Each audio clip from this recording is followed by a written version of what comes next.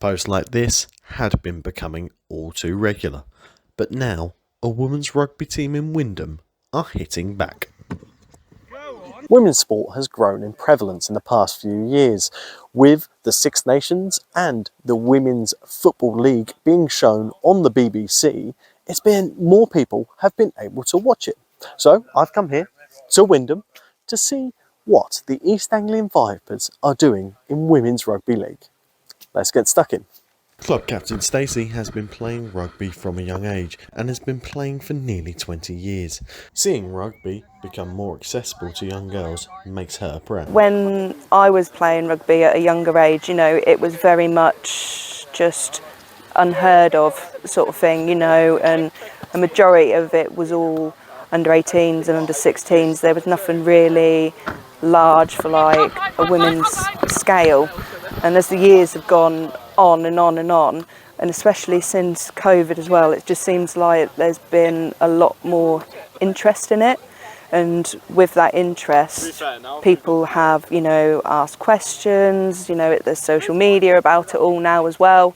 So people are a lot more attracted to that because obviously picture paints a thousand words. If they see, a load of women from young to a much mature age running around with a rugby ball, smiles on their faces, it's going to attract new players at the end of the day. And it does, and it really, really does. Also trying to inspire the next generation is Alex, a union player by trade, has taken a hand to playing league.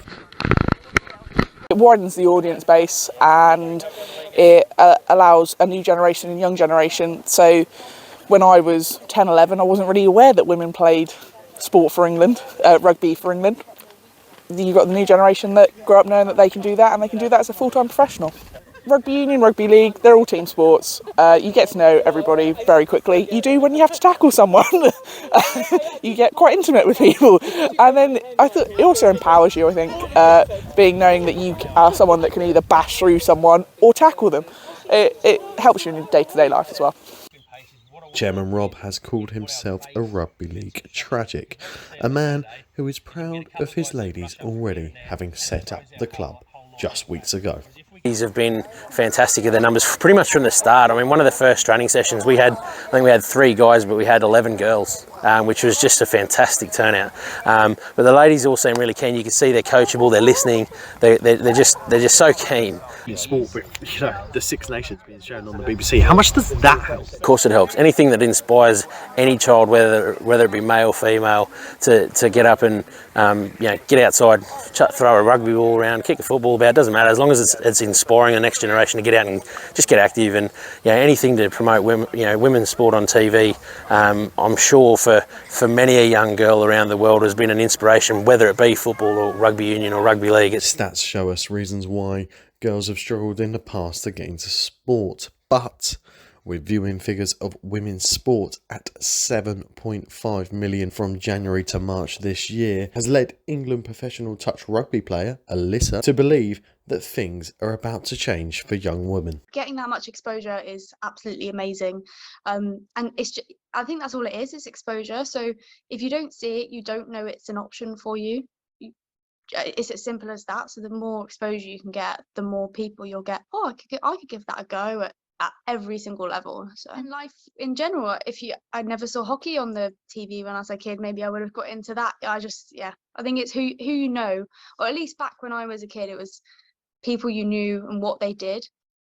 Whereas now, if it's on the BBC, it's accessible to everyone, so you're just going to reach so much of a wider audience, aren't you? I found my own path now, but I think it's great for the younger generation, and they're just going to have more and more opportunities. It's going to be awesome, and I just think the level of sport for them will continue to increase because you'll get more and more people trying it out. Zoe is Bristol Rovers ladies' top scorer this season, and she believes if the sport had been more prevalent when she was young, she may have gone further. My first touch would be a lot better now. If I'd have had the practice in. If I'd have done it all through school, I think I'd be a lot better. Like, practice makes perfect, doesn't it? So for sure, so it's a shame that it wasn't at the time. I'm in a great place now, but I mean, how far can I take it really? I mean, I'm busy. I've now got a job as an engineer, and I'm realistic in the fact that my football's good at the point. I'm playing in tier 6, I'm going into 5 at the moment. I mean, I'm not going to go all the way. There's no way. And do you feel that the men's team can do more for the women? Should there be more collaboration? Rather than integrate and have training with the men, like they are two different games. Even now, like I know it's getting better, but I mean the standards are different.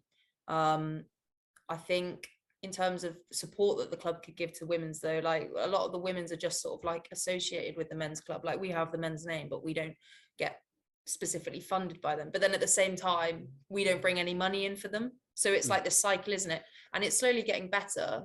Like quite rapidly. And like, I think it was since like the last Women's World Cup, it was noticeably like, I don't know, it had a noticeable improvement on, how women's football was seen and that sort of thing. And it just seems to have ramped up from there. All these people have one common aim: pushing women's sport as far as they can. Jack McLean, UEA Journalism, Wymondham.